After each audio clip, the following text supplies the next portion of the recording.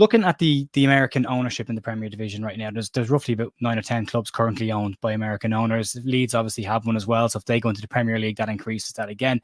Todd Bowley has some fantastic ideas around what football in England should look like based on American models of football. There's talk around more games being played in America or kicking the season off in the States.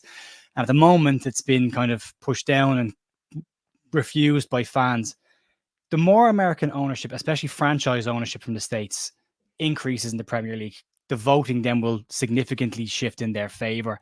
If you were a Premier League fan, would you be concerned about increasing the amount of American owners, or do you have faith in the Premier League and the FA to be able to control what really happens down the road? No, I've got no faith in the Premier League, and the reason for that is ultimately the Premier League is a members' club.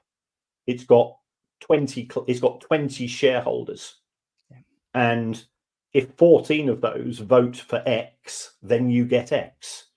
Now, once you reach that critical mass of American owners, and not all of them, to be fair, are in favour of playing matches elsewhere. Because I saw Bill Foley at Bournemouth say he thought it was a crap idea. But trying to work out the politics of the Premier League, because if you can just go and play, if you're going to be given £2-3 million a match to turn up and play in the States, and then Saudi Arabia says, well, hold on, we'll give you 10. Then I know where Newcastle are going to be putting their vote.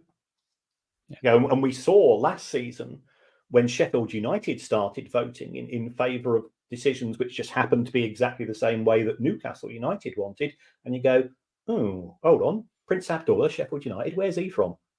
It's not from Rotherham or Barnsley, that's for sure. No. So there's a huge amount of politics involved. I fear that we've lost the battle with regards to overseas matches, because you've only got to look at the drip of narrative. And as soon as Real Madrid and Barcelona start to play a couple of games in the States, I guarantee this will happen. The owners will come on and say, we don't really want to go and play there, but they're making so much money, the Spanish clubs, that if we don't do that, we're going to fall behind them. So we're doing it for the best interests of the club. And a load of fans will swallow that nonsense. And yes, I know some fans will make a huge effort to get to it, but we're already being rinsed in terms of what we're expected to pay to follow our clubs. You look at the price of merchandise, you look at ticket prices, transportation is a shambles in this country, and it's an expensive shambles as well. So you put all of those factors together. We as fans, and I'm not being rude here, we're both fans of a certain age. We're not as young as we once were. We've outlived our usefulness to Premier League owners, because if I go to watch Brighton, and Brighton aren't a good example because they do need this. You're not going to find 30,000 people spontaneously walking up to the Amex on a Saturday afternoon. But Liverpool could get rid of all their season tickets. Manchester United could get rid of all their season tickets. Arsenal could do the same, and they could still sell out every match because it's a tourist attraction. Yeah. And if I'm a Manchester United season ticket holder, and let's say that I'm paying on average £35-40 a match to watch them at Old Trafford, I can guarantee you that the tourists are willing to pay 80, 100, 150.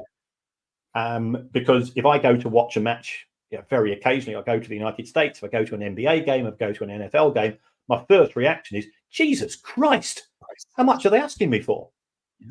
And anybody that's been to any concerts over the course of this summer, even for bands who you wouldn't say are top tier royalty, you're still getting absolutely fleeced. So the mentality of American owners is, we're not interested in football. We just see football as being part of the entertainment industry, and ticket prices in the entertainment industry are very high. We don't want season ticket holders because we see them as bed blockers. If you go, you're going to buy the home shirt, you're going to buy the away shirt once a season. That means on 17 or 18 times as you go to the ground, you're not going to be spending anything on merchandise. Whereas if you've got the tourist fans come up, I don't know whether you've ever been to see Leeds play at Spurs, but the Spurs megastore, they hold back tickets for the South Korean fans because they tend to be wealthy. They are obsessed with Son, understand, he's a great player and all that. And every single one of them walks out of that megastore with 2 carrier bags filled to the brim. They've got all 3 shirts. They've all got Son's name on. They've got the training gear. They've got the Son lampshade. They've got the Son duvet cover. You name it, they've bought it, and they've paid ridiculous prices for them because, let's face it, the quality of the merchandise is a bit crap.